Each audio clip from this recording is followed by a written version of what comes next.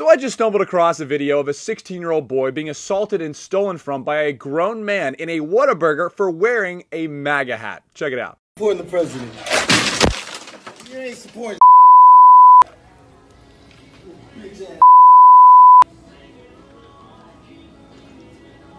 Okay. It's gonna go great in fireplace, bitch.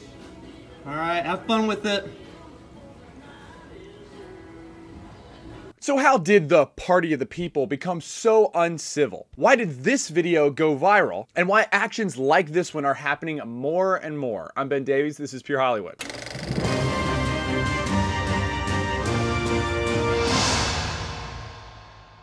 So I guess when your party resorts to changing its only means of rallying new voters from, hey, let's just all live free and get along, to we are all self-righteous angels and literally everyone else are evil Nazis or Hitler, some of your party members actually start to believe that and act accordingly. Hunter Richards is the 16-year-old kid who was attacked while sitting and eating with his friends at the Whataburger. The man allegedly pulled his hair while ripping off the cap, and even after all of that, Hunter still kept his cool in the police report and said, quote, "I just consider a conversation about politics is more productive." That seems pretty reasonable. But why did this video go viral? Is it because this kind of thing is so rare?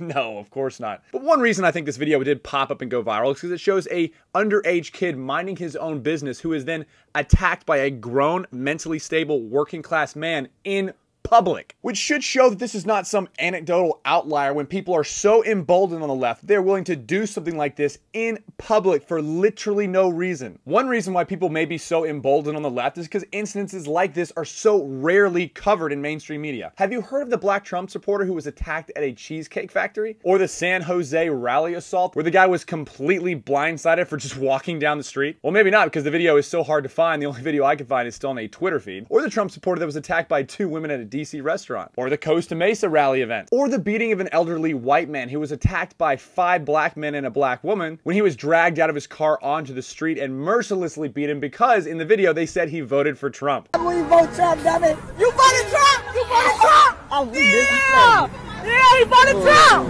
She been staying yeah! Oh, y'all vote. I gotta do that to her. Beat his ass! Don't vote Trump. Don't vote Trump! Don't vote Trump! Yeah, this shit did it. Still is good.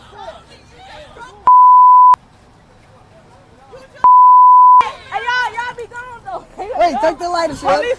And here's some things that show the unbelievable bias. Not just not covering it in the news, but also actively trying to cover it up and removing so many of these videos on YouTube. This last video of the elderly man being beaten in Chicago was covered by Snopes, who's supposed to be showing us the truth. In this case, they said the story is kind of true because the police say that it started with a traffic incident. I guess they didn't watch the video or listen to what any of the attackers were actually saying. So thank you, Snopes. You are absolute cancer. So here's a few things to think about. One, the left will always say this happens on both sides. The right is equally responsible. But tell me this, how many Obama rallies were shut down due to violence?